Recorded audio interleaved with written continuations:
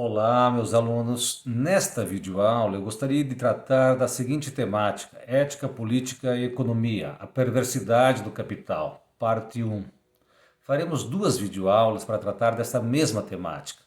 Nessa primeira videoaula, trataremos das definições e distinções conceituais entre ética, política e economia.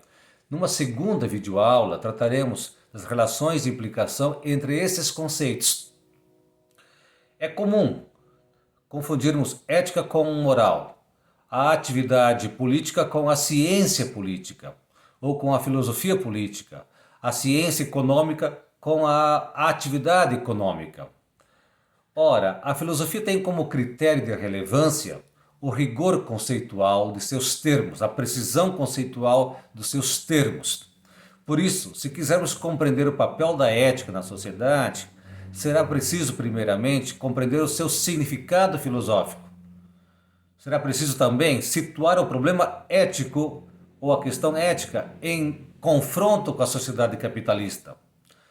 Houve com frequência também expressões do tipo: vivemos imersos numa crise ética, numa crise política, numa crise econômica, numa crise ambiental e agora, mais recentemente, numa crise sanitária de alcance global. É de se supor, portanto, que deva existir um elemento comum capaz de explicar a concomitância dessas crises.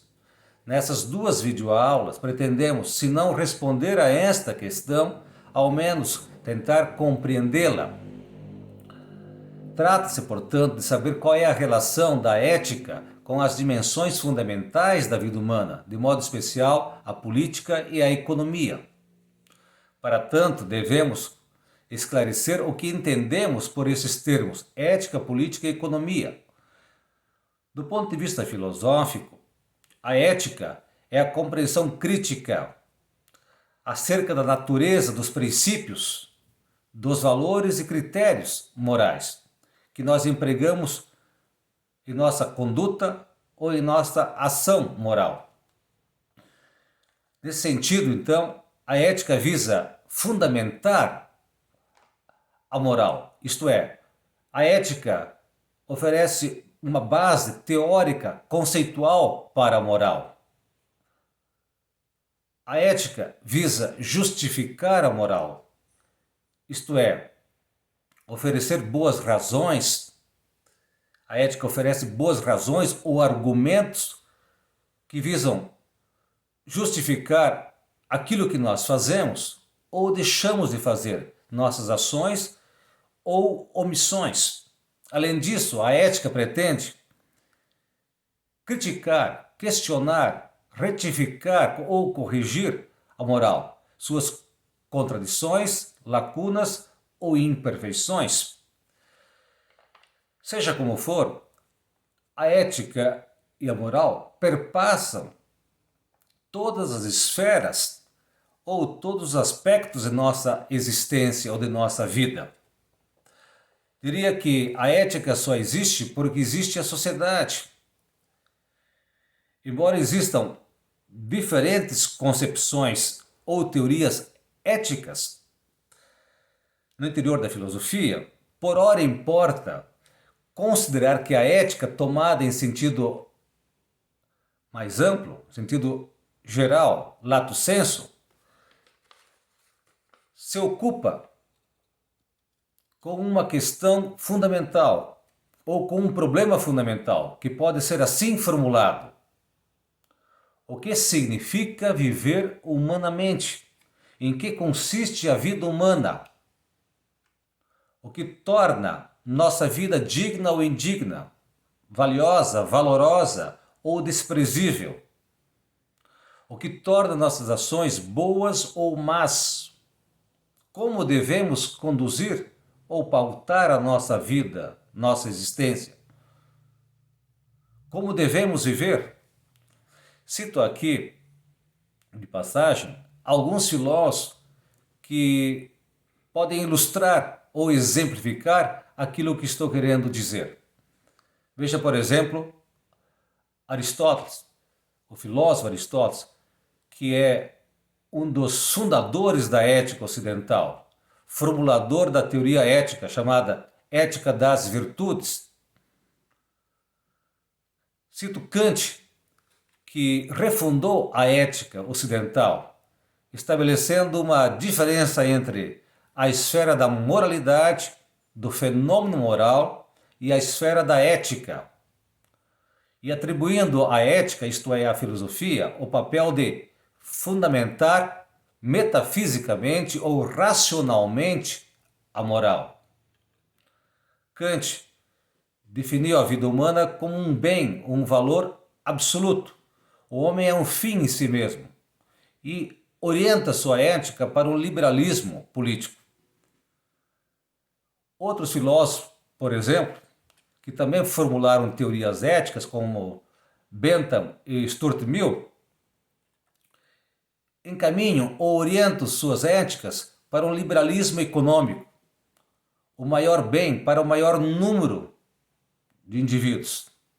A vida humana, portanto, para esses autores, isto é, para Bentham e Stuart Mill, tem valor relativo, ao passo que para Kant tem um valor absoluto. Além desses autores, cito ainda Habermas, que é o autor da teoria da ética discursiva ou comunicativa. Nesse sentido, o filósofo Habermas constrói uma teoria ética respaldada na tese de que somente acordos racionais podem validar nossas ações éticas, morais, jurídicas e políticas. Lembro aqui também do filósofo Hans Jonas, que nos adverte em suas obras acerca da ética, do perigo, da ameaça que representa o poder técnico-científico e nos acena para a necessidade de nos preocuparmos com as gerações futuras, com o futuro da humanidade ou da espécie humana. Se existem diferentes tendências, teorias ou concepções éticas no interior da filosofia, importa, entretanto, considerar que todas elas convergem ou confluem para uma questão fundamental, que pode ser assim formulada: onde reside o valor da vida humana? Ou seja, a ética se ocupa com a dignidade da vida humana. Este é o seu valor fundamental. Evidente que este valor está referido a outros valores. Já a política se ocupa de uma outra questão, que diz respeito à organização da vida em sociedade. Filósofos e cientistas políticos se indagam: qual é a origem e o fundamento do Estado ou do poder político? Qual é a finalidade do Estado? Para que existe o Estado? Como se dá a instituição do poder político? Que relação existe entre Estado e sociedade? Entre governantes e governados? Qual é a melhor forma de governo? Qual é o melhor regime de governo ou regime político? Essas são questões que remetem a um problema fundamental, que consiste em saber qual é a melhor forma de exercer o poder político.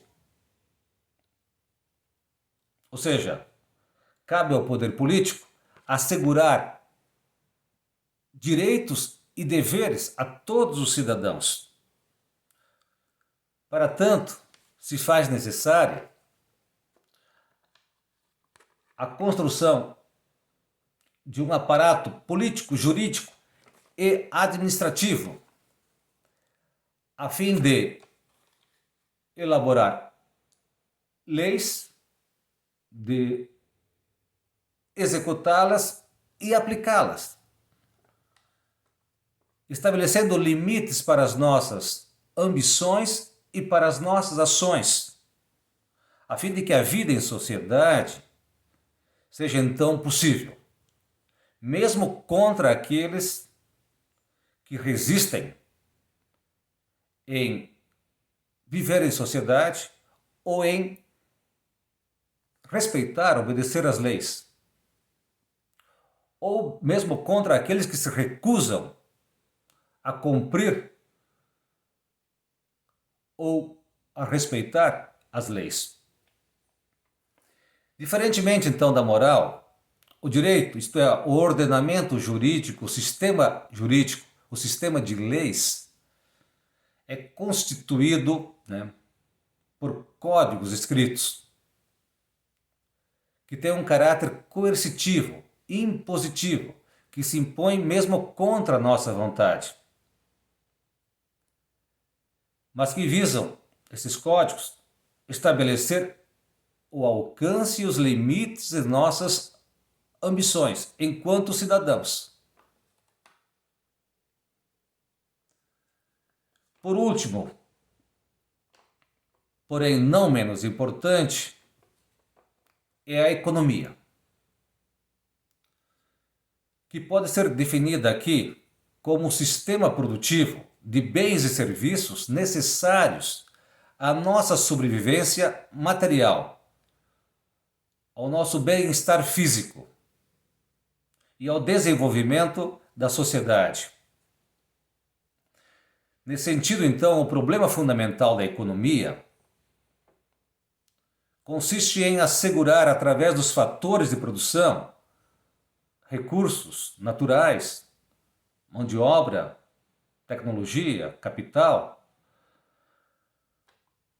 os bens necessários para satisfazer as necessidades de todos os seres humanos ou de todos os indivíduos de uma sociedade. Para tanto, é necessário também determinar o que produzir, quanto produzir, como, onde e para quem produzir. Seja como for, o problema fundamental da economia está em resolver a escassez de recursos, sobretudo de alimentos, para o ser humano. Retomando, portanto, nossos conceitos, os conceitos de ética, política e economia, gostaria de sintetizar desta maneira o que acabamos de dizer. A ética tem como princípio fundamental a defesa da dignidade da vida humana, através dos critérios de bem e mal.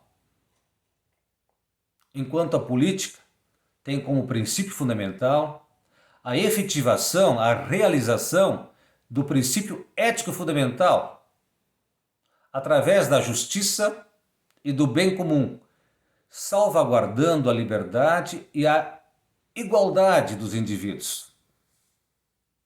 Já a economia tem como princípio fundamental satisfazer as necessidades humanas de todos os indivíduos, através da produção material de nossa existência. Desse modo, deveria existir uma relação de subordinação da política à moral e da economia à política. Porém, na sociedade capitalista, ou melhor dizendo, na economia capitalista, não se produz apenas para satisfazer necessidades, mas para consumir, para lucrar, para atender desejos.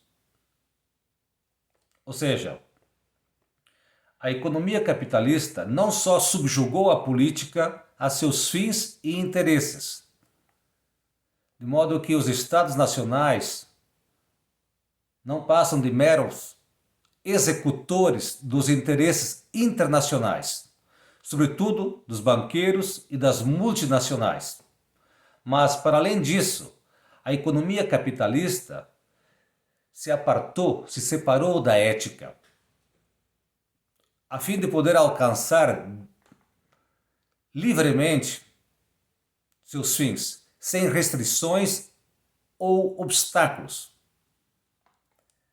De fato, a ética impõe limites aos nossos desejos, ambições e às nossas vontades. Por isso é preciso, segundo a ótica capitalista, reduzir a ética a uma palavra mágica que, por conta da sua sonoridade, agrada os nossos ouvidos. Ou reduzir a ética a uma peça de marketing para alavancar os lucros ou os negócios. Por essa razão, passamos agora a ouvir falar de ética do mercado, ou da ética do mercado, que aos nossos ouvidos soa como um absurdo ou como uma contradição insustentável. Mas é preciso se deparar com esta questão e indagar. É a ética um subproduto da atividade econômica? Terá o mercado a capacidade de gerar, de produzir valores ético-morais? Encerro aqui a nossa videoaula, mas aguardo vocês para a próxima. Até lá então.